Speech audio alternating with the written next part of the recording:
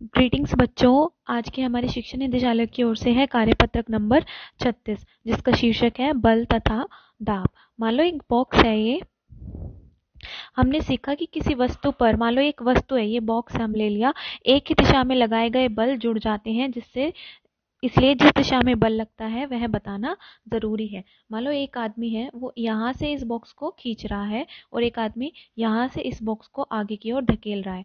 तो अगर दोनों बल हैं, एक ही दिशा में लग रहे हैं, तो ये बॉक्स जो है आगे मूव कर जाएगा, आगे बढ़ जाएगा। अगर जो है बल विपरीत दिशा में लग रहे हैं तो क्या होगा, ये बॉक्स क्या आगे मूव कर पाएगा? नहीं कर पाएगा। तो इसीलिए किसी भी वस्तु पर एक ही दिशा में लगाए गए बल जुड़ जाते हैं और विपरीत दिशा में लगाए गए बल जो है बल की गति को परिवर्तित करते हैं। ये हम आगे सीखेंगे, देखें कैसे। किसी वस्तु पर लगाया गया बल उसकी गति को बदल सकता है। यदि बल गति की दिशा में है तो वस्तु की गति बढ़ जाती है। यदि बल गति की दिशा के विपरीत दिशा में है तो वस्तु की गति में कमी आ जाती है। मान लो अब ये है, यहाँ पे एक यही एक बॉक्स है, यहाँ पर एक मोटा आदमी है और यहाँ पर एक पतला आदमी है। अगर वो इसको पूरी ताकत से खींच रहा है और ये जो है इंसान, ये पतला इंसान, ये इस तरफ से इस बॉक्स को खींच रहा है, तो बॉक्स किस तरफ को आगे बढ़ेगा? जिस तरफ जितनी ज्यादा फोर्स लगा रहा है, जो जितनी ज्यादा फोर्स लगा रहा है, जितना ज्यादा बल लगा रहा है, उसी दिशा में बॉक्स की ओर मूव करेगा। तो अगर ये अपोजिट डायरेक्शन में फोर्स लगा रहे हैं, मतलब विपरीत दिशा में, बल की दिशा विपरीत है एक दूसरे के, तो जिसने ज्यादा, जिस तरफ ज्यादा बल से खींचा होगा जो बॉक्स है, वो उसी गति से उसी दिशा में आगे बढ़ेगा।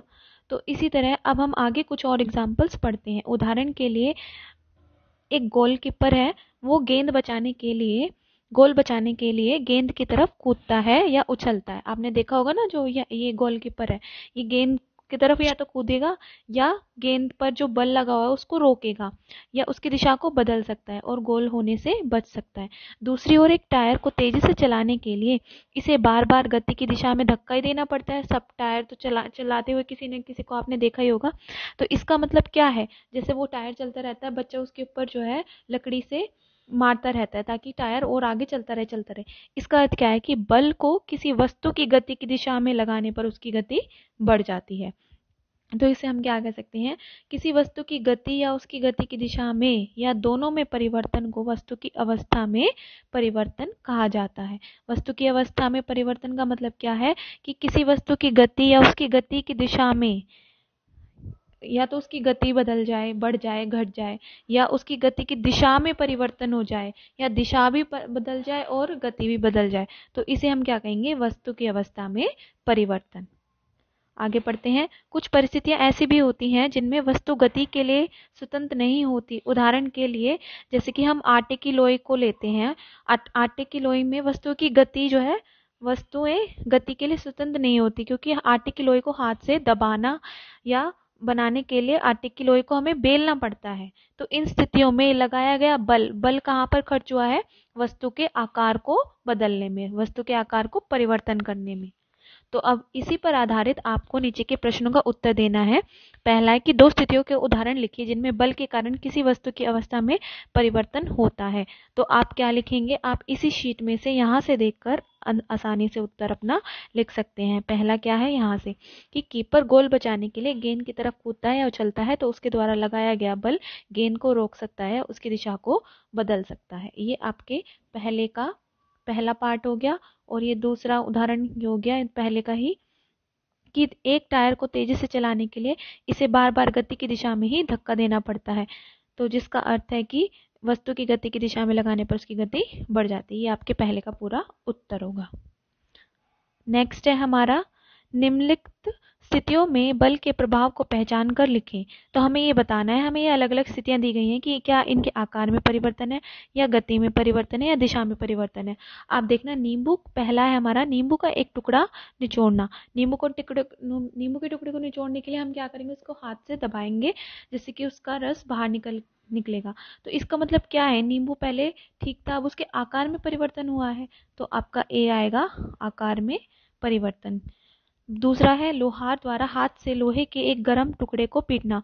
लोहे को हम पीटेंगे तो इसका मतलब लोहे के गर्म टुकड़े को पीटेंगे तो उसका आकार ही बदलेगा, तो बी का भी क्या होगा, आकार में परिवर्तन, यही लिखेंगे। सी है हमारा एक कार का ब्रेक लगाने पर रुक जाना। कार का ब्रेक लगाने पर रुक जाना यानी कार मान लो स्पीड से जा रही थी, ब्रेक लगाने पर रुक गई यानी उसकी गति में बदलाव आया, यानी गति में परिवर्तन।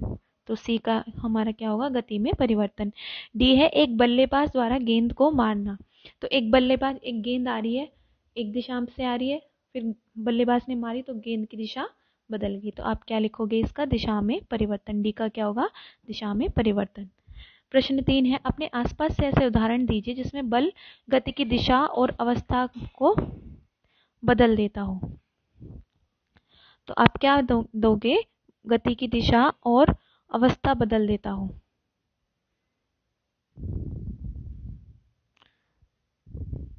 तो आप यहाँ से कोई भी लिख सकते हैं उदाहरण। उदाहरण के लिए जैसे कि एक बल्लेबाज द्वारा गेंद को मारना, तो आप तीसरे का ये वाला आंसर लिख सकते हो। और दूसरा आप ये लिख सकते हो कि कार का ब्रेक लगाने पर रुक जाना, ये भी आप लिख सकते हो। तो आप ये 2 उदाहरण दे देना, इतने काफी हैं। प्रश्न 4 है क्या होगा यदि लगाया गया बल वस्तु की दिशा, गति की दिशा के विपरीत दिशा में है। तो आपने ये पहले अभी ऊपर से ही पढ़ के आए हैं, तो हम प्रश्न 4 का हम यहाँ से उत्तर लिख सकते हैं कि यदि बल गति की दिशा के विपरीत दिशा में है तो वस्तु की गति में क्या आ जाएगी, कमी। तो आप ये 4th का आंसर देंगे। लास्ट में हम पढ़ते हैं कोविड के संदर्भ में उचित व्यवहार संबंधी संदेश। नियमित रूप से अपने हाथों को साबुन और पानी से धोएं। Thank you.